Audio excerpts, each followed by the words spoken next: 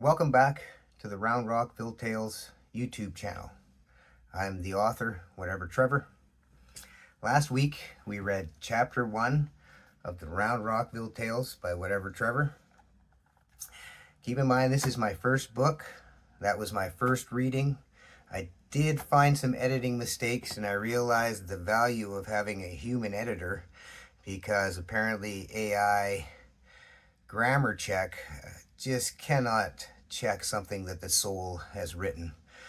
So anyways, if this is your first time here, last week we read chapter 1, which was just basically an introduction to Roundrockville, the town, and the community that lives there, the round flat rocks of Roundrockville. This week we're going to get into chapter 2. Now I hope you'll be patient with me. As you can see, I've changed my set. This is going to happen once in a while. This is an evolving process. I'm learning how to do this, and as I learn, I'm going to change things up.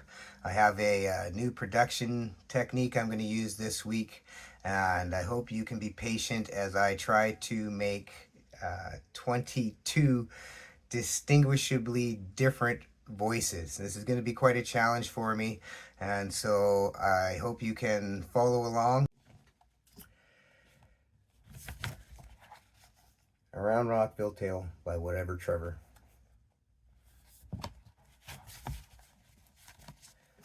Page 5, Chapter 2, The Fuss. The first light of the sunrise refracted through the curved edges of the sharp glass fence. A piece of glass had fallen aside, leaving a small gap. The sun lit the sky with patches of orange and pink, a strange shadow cast across the center courtyard. Elsewhere in Roundrockville, the eyelids of the round rocks hid the first light of the day. As the sun rose, the shadow moved closer and closer to its source. This shadow was different. It didn't have sharp edges like the fence. It wasn't flat and rounded like the shadows of the round rocks. The shadow was oddly gnarly and misshaped. It started at the feet of the most strange, unround rock to ever stand in the center courtyard of Roundrockville. Little Pebbles Pebbleton was the first rock to rise and roll out of bed that morning. She skipped her way to the center courtyard and came to a stop. She looked up, mouth and eyes as big as they'd ever been. Well, hello there. My name is Pebbles Pebbleton. How are you? Pebbles' voice trembled as she gazed up at the most enormous, strangest rock she had ever seen. You are, not very round at all. You are different. Pebbles' sweet voice revealed her innocence. My friends call me Lumpy. It is a pleasure to meet you, Miss Pebbles Pebbleton. Lumpy's big, wide smile put a warm, friendly tone into his voice. Pebbles skipped around Lumpy, looking him up and down, examining his bumps and dimples. Her voice got higher. You look like a Lumpy. Do you want to be my friend? Well, it would be my honor and privilege to make a new friend, Miss Pebbles Pebbleton. May I introduce myself properly? My name is Pebbles. Stay away from it. Rockstone Stonerock rolled up quickly, raising his voice with authority. You there, don't move. I'm the sheriff around these parts. Who are you and how'd you get in here? Rolling closer to Lumpy, putting Pebbles behind him, his eyebrows angled down in the center, Pebbles skipped closer to Rockstone. This is my friend Lumpy. Rockstone looked down at little Pebbles, and in a soft, comforting voice he said, Pebbles, you stay behind me. The tone of Rockstone's voice had the opposite effect. Pebbles' heart began to beat faster, her eyes wide as she glared up at Lumpy from behind the sheriff. How'd you get in here? Rockstone bellowed, his voice loud and deep. With a big smile, Lumpy said, "I squeezed through the gap over there." "Since when does Roundrockville have a fence?" Rockstone interrupted Lumpy.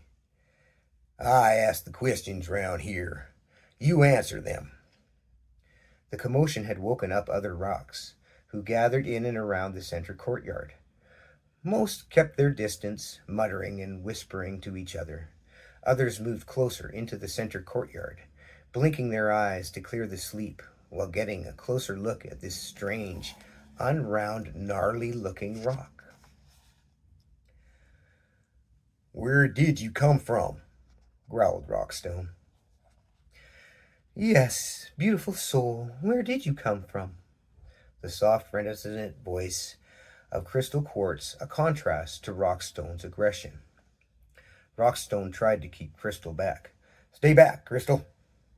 Crystal slid right past Rockstone. "Nonsense." She slid up beside Lumpy. "Hello, everyone. My friends call me Lumpy. I'm from..." Sylvia Stonemeyer interrupted. "Lumpy, indeed. Why aren't you round and flat?" She snuck up behind Rockstone. "What are you doing here?" The question shot at Lumpy as if arrows, tipped with accusation. Whispers became raised voices. Several rocks circled up close to Lumpy and examined him, speaking amongst themselves about Lumpy. "What is it? Where did it come from? Why is it here? Why is it not round and flat? Is it dangerous?" The voices accumulating, creating a noise like Roundrockville had never heard. Grace Garnett huddled behind her husband. "Is it injured?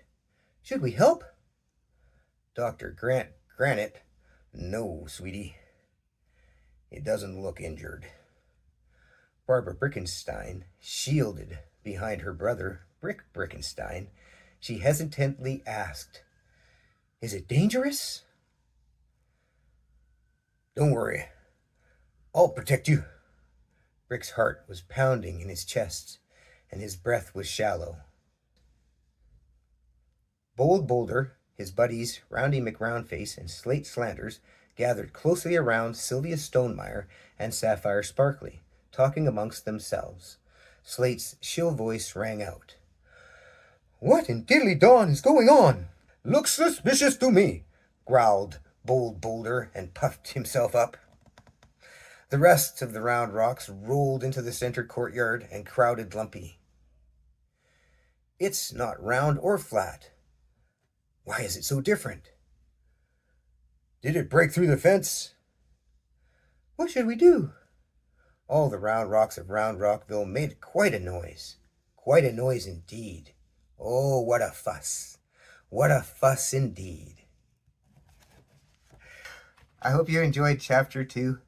You might notice a couple of quick edits there. This is a struggle for me. Sorry, this is a challenge for me to read out loud. It's something that I always dreaded in school, and so it's kind of strange to be doing this as something that I want to do, and I enjoy doing it, and I'm only going to get better at it, and it all takes practice.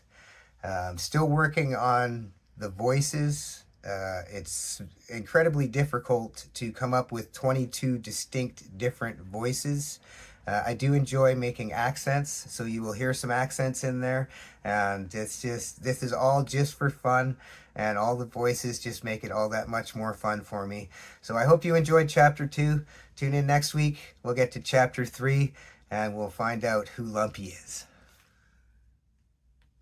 Goodbye.